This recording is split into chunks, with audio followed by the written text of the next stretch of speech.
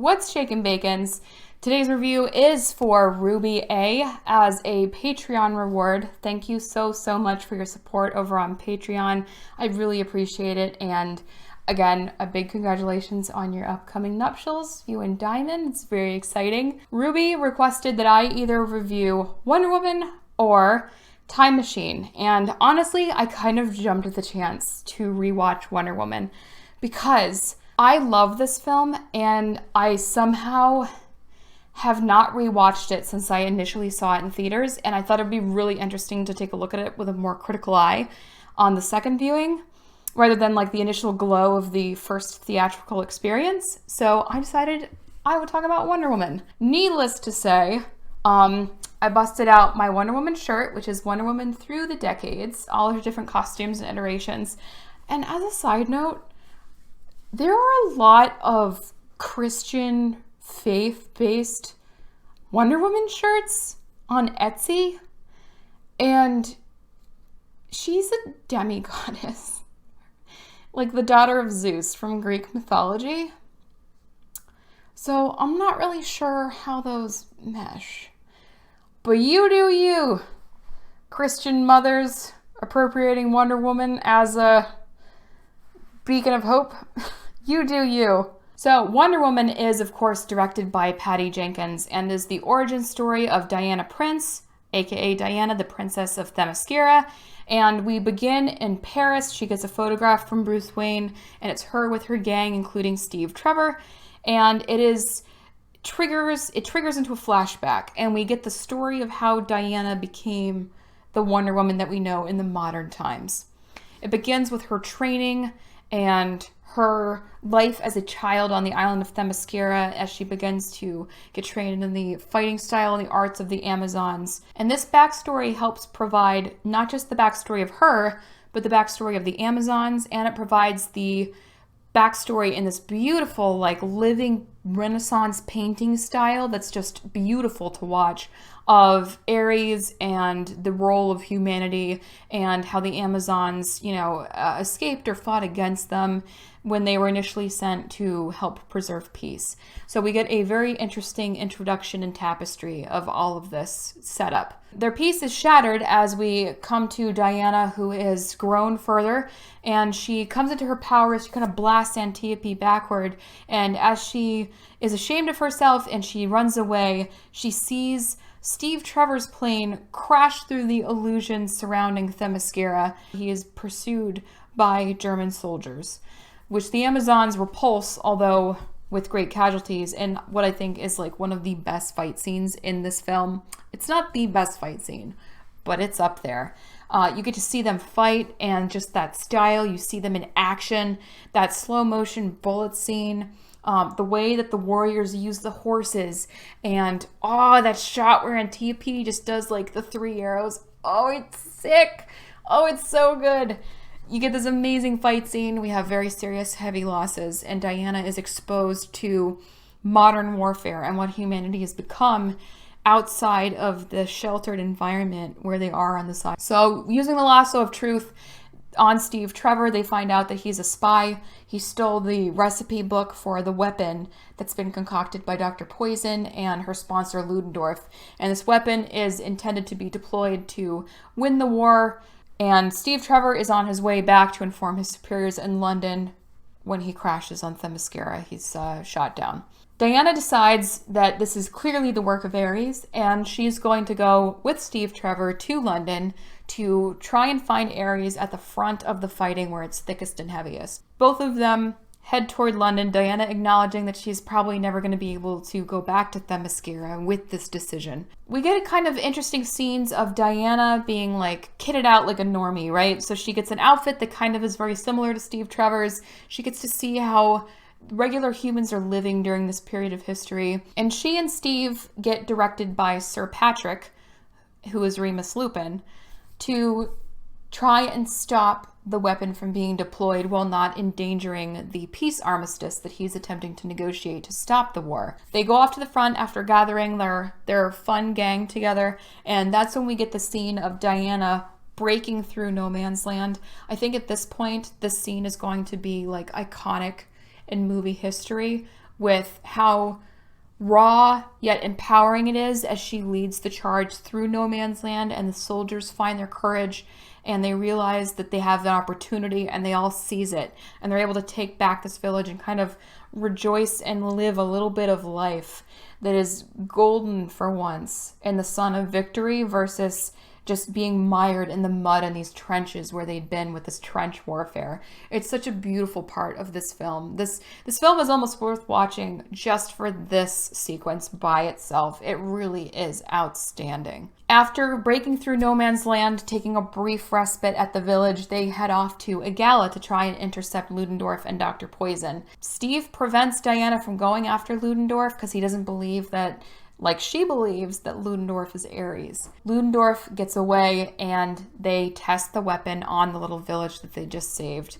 and everyone there dies. So Diana is completely inconsolable over this, feeling like she could have stopped Ares when she had the opportunity to, and she didn't. So she takes off in pursuit of him, where he and Dr. Poison are getting ready to launch a huge assault with their new weapon on London and just wipe out all the people there and win the war. She overcomes Ludendorff, who actually puts up a little bit of a fight. You know, initially I didn't understand why they had him inhaling this drug from Dr. Poison, but after rewatching the film, I realized, oh, it's because he has to have like a little bit of extra strength so he can like vaguely stand up to her for a few seconds so she thinks that he actually is Ares.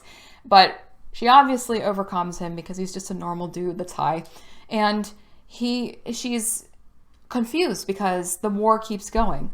And we get this amazingly emotive scene from Chris Pine where he catches up to her and he finds her and he talks about how maybe it's just us. You know, like maybe humans just suck. You know, but we also are capable of such good things.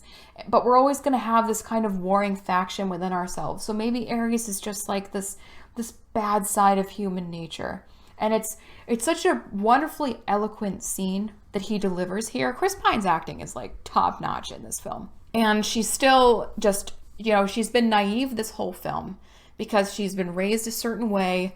She believes Ares exists, she believes all these things, and she can't reconcile her beliefs because she can't believe that this is actually what's happening. So she's like, no, I'm not going to help you. I'm done with this. You know, I'm done helping you. I'm done being involved with this.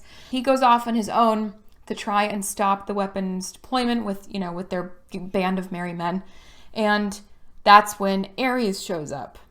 So to no one's surprise, it's Remus Lupin, Sir Patrick. And we have what is then probably the most controversial part of this film, which is that mega fight at the end, where Steve Trevor sacrifices himself to prevent the weapon from just devastating London, and Diana overcomes Ares and grows into her role by the end of the film back in the modern day as a protector of humankind.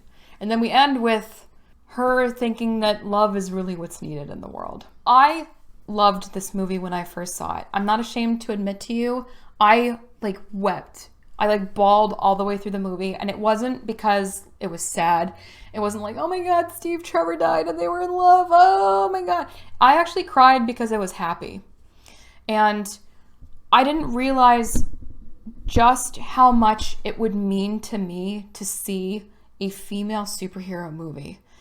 And intellectually, I know and I agree with the fact that representation is important. Whether that's representation of, gender or people of color or different kind of handicap disorders or what have you, representation is important because people should feel like they're able to connect with the characters and connect with what's happening in the film. And I know this and I agree with this, but I had not previously seen a movie or a TV show like this one that resonated with me like this. Seeing Diana fight for herself, fight for others, and stand on her own and say, I'm doing this whether you want me to or not, but you should come along with me.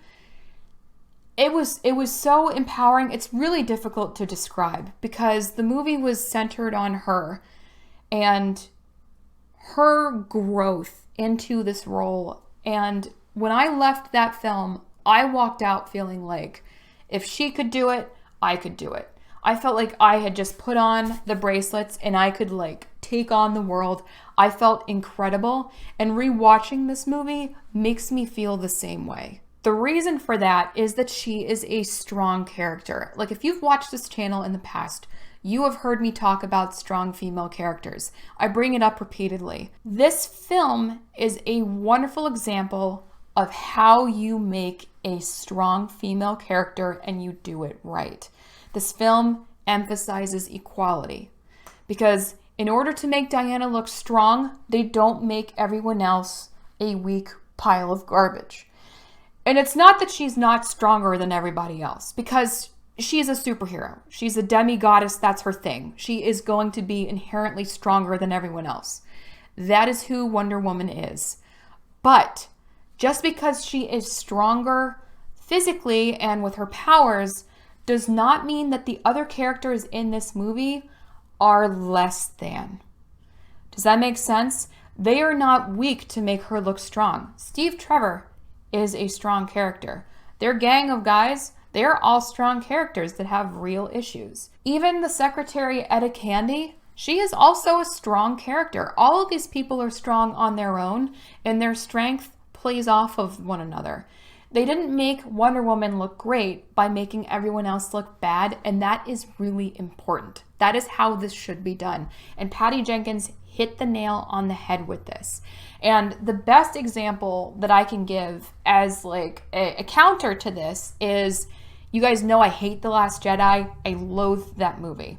To make Rey look strong, they made her essentially a Mary Sue. And I'm sure many of you are tired of hearing that phrase. But the problem is Rey doesn't have any flaws.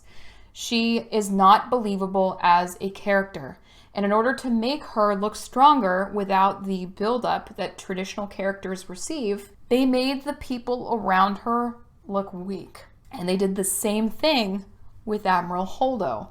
In order to make Admiral Holdo, aka Purple Hair Lady, look stronger and smarter, they made Poe and they made Finn and they made Rose and everyone around them look like blithering buffoons. That's not how you do it. That's not equality. That is not equality. Equality is we are all on the same level. You can't claim that you're having an equal field if in order to make someone look equal, you pummel everyone down. That's just not how this works. And Wonder Woman doesn't do this, and I think this is why this film did so well. It's because it's not that people don't want to see women in movies, because there's no problem with women in movies. It's fantastic. It's how you depict them is really what's key here, and Wonder Woman is a great example of how you get that right. Fantastically well done. Please take note, Disney. Okay? Disney, take note, Disney. So needless to say, this film is very special to me. With that said, it has its flaws. Most of the film is very predictable. As soon as you see Remus Lupin, you can guess he's gonna be Ares. He's like too much of a big name actor to not be. You're like, oh, that's probably gonna be Ares. And as soon as you start hearing about the weapon in this film, you know that Diana's the weapon. But the story itself is still enjoyable even if you know where the plot is headed. So even though it's predictable, it doesn't detract from the enjoyment or the entertainment of the film itself. There are some cringy moments in this movie. I'm not gonna lie. Like, there are some scenes, I think the cringe was supposed to be funny, and parts of the cringe were definitely funny. But some of it was just really awkward, and it made me like, ooh, watching them. Like Chris Pine awkwardly talking about his size and then bringing it up again later. And then them talking about male and female relations and comparisons to each other's worlds. Some of that was really funny, and it gives you like that depth of humanity that they needed to build for Diana in those like one-on-one interactions. But some of it was just a little cringy. And I think some of what was also cringy was just how corny the film could get at certain points. Like, I've heard people talk about that they loved the scene where Diana and Chris dance. Diana and Steve dance technically, that to me was kind of a cringy, tropey scene. And a bit of like a scene I found incredibly corny is at the end when she's flying off. She says, "Only love can save the world." That's like insanely corny. And it's a sweet idea. And I know that's Wonder Woman's thing, but it's really corny. And even when I first saw it, I was like, oh, you ended the movie on that line. Okay. Okay. That was a choice that was made. Cool. I think at this point we can all also agree that Gal Gadot is Wonder Woman. She did an amazing job. I honestly can't picture anyone else actually stepping into that role at this point. And I think for the most part, she did a great job as Wonder Woman in this film. But with that said, she really did kind of miss the mark in certain scenes. There are scenes where you can tell she's just really trying hard to act, but it's not 100% there. And I could list a lot of examples, but I don't want this review to be too long, particularly since when I was writing it, it was like 8 pages, and I don't want this to be like 80 minutes long. So the best example would be actually like right in the beginning when Diana uses her powers for the first time and she just kind of blasts Antiope. And this is her aunt. This is someone that she cares a lot about, that she may have just like grievously wounded. And her face is just very curiously blank in this scene. And her reactions are stilted. And they're little, and she just kind of turns and awkwardly runs off. And it doesn't feel as though she's actually like really acting well in this scene. It just kind of seems forced. And there's not a whole lot of emotion that shows. And I think that that's a really good example of how in certain scenes, she kind of misses the mark. In other scenes, she is straight up wonderful. Like she is Wonder Woman to a T. Or should I say to a W? But either way, there are certain scenes that she just can't quite nail. And I think she's getting better, obviously. Maybe part of it is because she was pregnant when she was filming this, which I mean, I don't know how she managed that, like how she was able to pull that off. Kudos to her. But she definitely is improving, I think. And I wouldn't want to see anyone else's Wonder Woman, but there were scenes where she wasn't quite bringing it the way she could have. Chris Pine shocked me in this film. When I see Chris Pine, I always want to rewatch the new Star Trek movies. And I do like Star Trek a lot. And I also like the new Star Trek films. But the problem is, even though I've seen Chris Pine in other things, he's like Captain Kirk to me now. So when I first saw he was going to be in this, I was like, oh no, Captain Kirk's going to be in Wonder Woman? Really? Is he actually going to be okay in this? He was really good. He was phenomenal in this. There is so many scenes where he's actually super funny, just reacting to this crazy stuff that Diana's telling him, like when she tells him she's Zeus's daughter, and he's like, that's neat. When she puts on her costume and just like straight legs next to him like this, and he's like, nice outfit. It's just, there's a lot of scenes. What's another really good one? When she's like, we'll find Ares. And you can just see him like, crickets chirping, like, yeah, okay, sure, lady, okay. And because of his acting, one of the scenes that I have not been able to stop thinking about since I first saw this movie is that scene at the end when they are both blasted by this explosion. Everything's muffled. You can't really hear what's happening because it's supposed to simulate their own damaged hearing from this explosion. And even though you can't hear what he's saying, his acting is so good that you can see it on his face. And that scene, like, stuck with me. I was like, oh my God, how tragic. And you know it's tragic because of the way he looks and the way he's acting. He's in the part. And I think he was absolutely, I think the pinnacle of his acting in this movie, honestly, is his death scene. Because you can see him just like brace himself and acknowledge what's about to happen to him. And he's like, okay. And he pulls around and you just watch this man who is acting go through in his mind, I'm preparing myself to die to save others. and I'm going to make this conscious decision, and I'm going to come to terms with it within the few seconds we get to watch it happen. Oh my God, I have chills. You probably can't see it on the camera, but it's like phenomenal acting. Honestly, he is way more talented than I realized. I was so impressed with him in this movie. I think all the acting, like all way round, is really well done. Let's just talk about one of the big issues with this film. A lot of people hate that end fight. Like, absolutely hate that end fight, and they hate what they did with the villain. The argument that I've heard is that they should have gone off of that wonderful speech that Steve Trevor... he has 2 first names. I just realized that he has 2 first names. Like, okay. What was I saying? That just really distracted me. His 2 first names. The criticism, right. So the criticism, what was I talking about? Okay, the criticism I heard about that fight is that they should have gone off of Steve Trevor's beautiful dialogue about the duality of humankind's nature. And I think that that would have been a very interesting play on the story. What I would have hoped to have happened, the subplot with Ludendorff and Dr. Poison almost feels like it goes nowhere. And rewatching it, knowing that they are not like pivotal in the final turmoil, and they're not the pivotal villains, slightly kind of detracts from the scenes that they're in. It's kind of like, why are we spending so much time on them? Had they woven in those characters toward like the nature of humankind, the way that it was set up, it would have been a very intriguing ending. But instead they went the way that they did.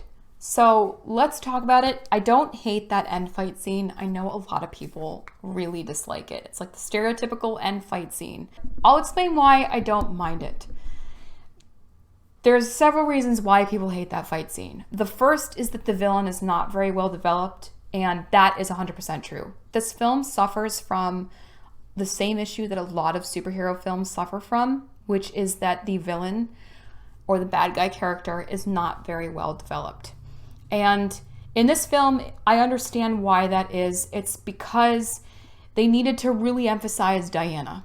They needed to show you who her character is, how she evolved into the person she was, how what she experienced in this war impacted her, and how she carried that forward into her role in the Justice League and who she is in the modern day. I understand why they did that. The movie is already a long movie. It would have been way longer if they were able to take the time to flesh out Ares as a character, other than the quick backstory we get at the beginning of the film and those beautiful painting depictions. The way I think that they could have rectified this is honestly what I would have really liked to have seen is if Dr. Poison had been Ares.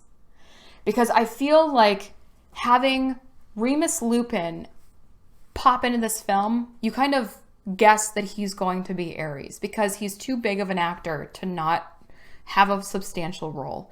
What I think would have really been an excellent twist is if he had been a red herring, and if Dr. Poison had actually been Ares, because that way those subplots and those buildups that we get throughout this film of this person creating this weapon to hand to people to help destroy them is a very Ares thing to do.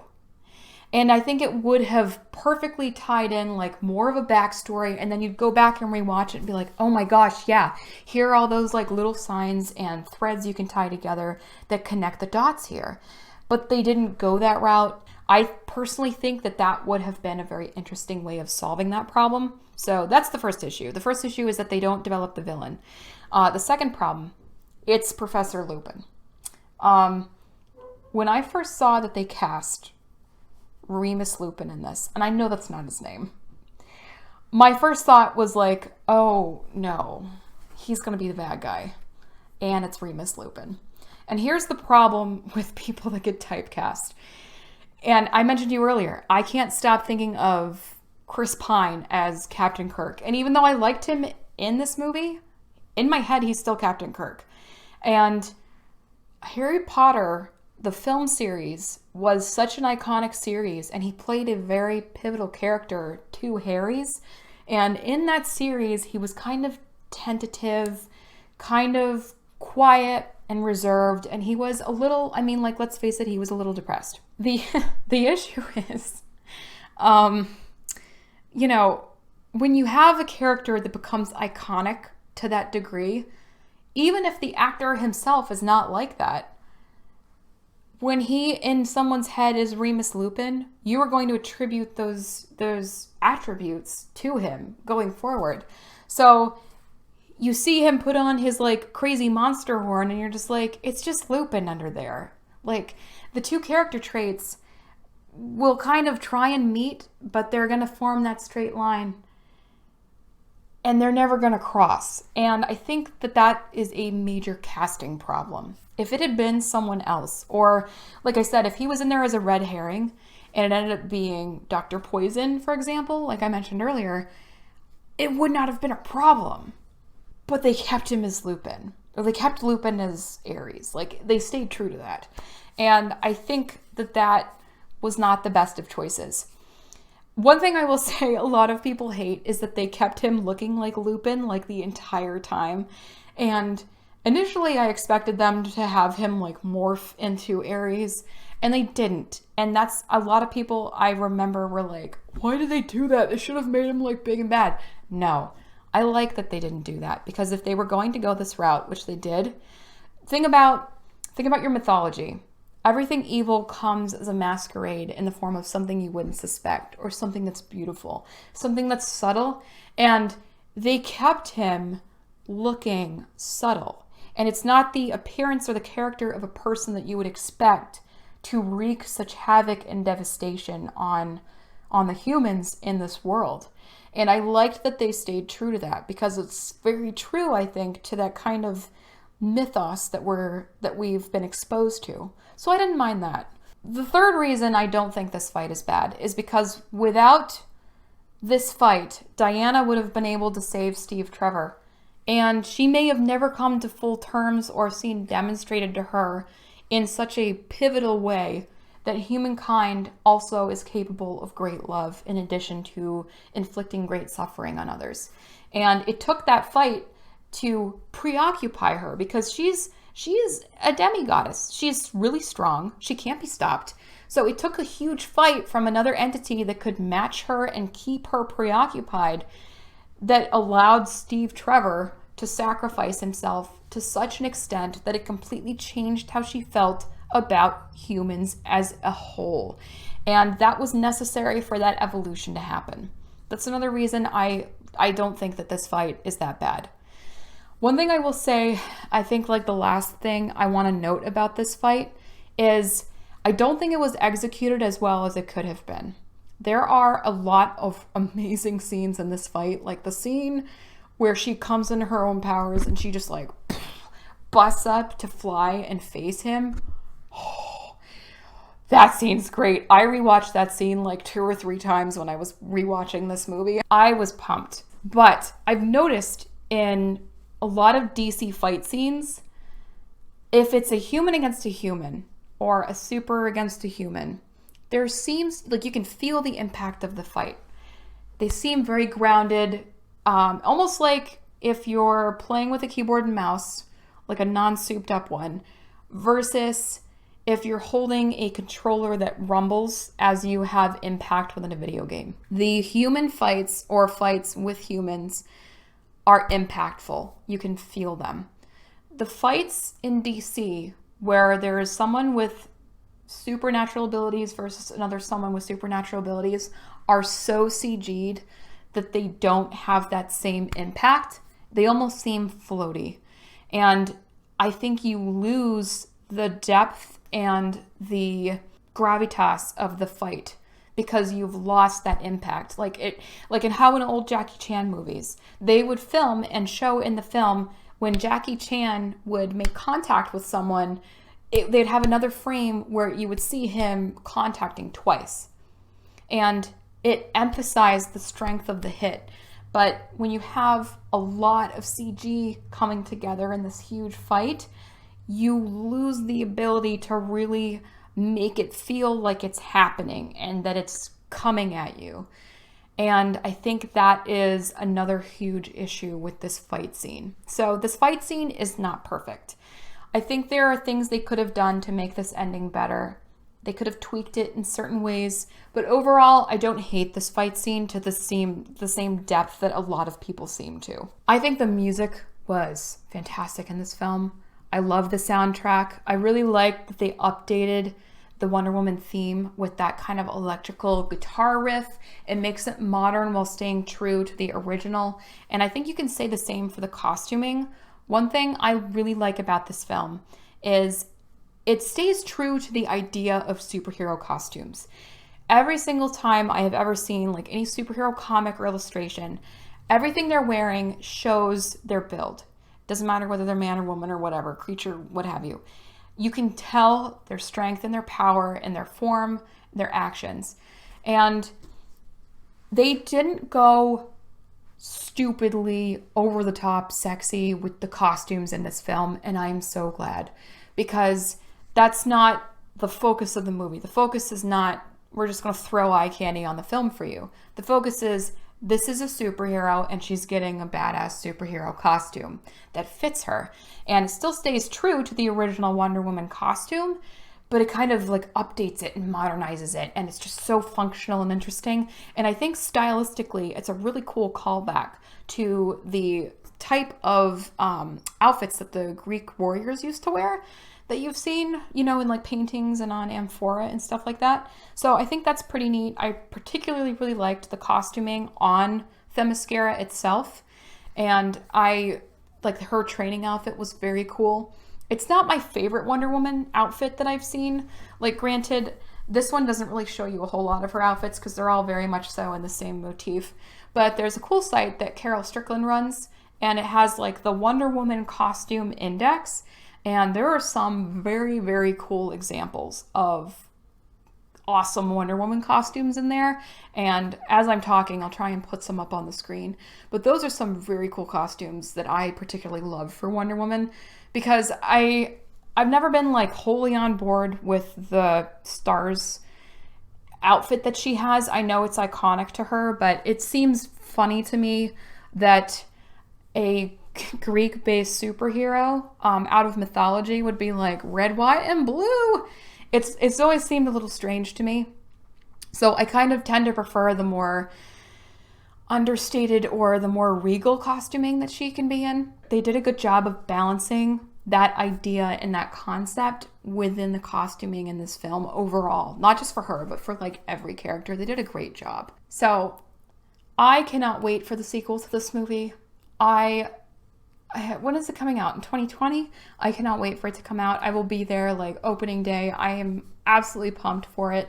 Ruby A, I have to say thank you so much for picking this as one of the movies that I could review for you, because I deeply enjoyed being able to rewatch this film. Like, I had an excuse to actually take time to sit down and watch a movie. And it was very fun for me to look at with a critical eye and re-experience and really ponder on some of the issues I had when I initially watched it, and then think about like the intent behind the story. So thank you so much for choosing this. And I have to tell you that overall, my final rating for Wonder Woman is, we have an overwhelming surplus of bacon for this movie. But really, are any of you surprised? I hope you're all doing amazingly, and I will catch you later.